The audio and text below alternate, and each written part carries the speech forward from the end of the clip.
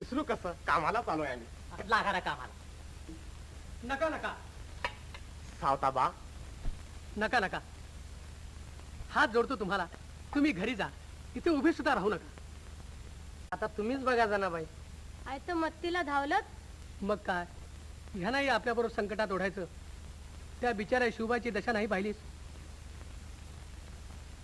जा बाबानो, जा जा तू जा.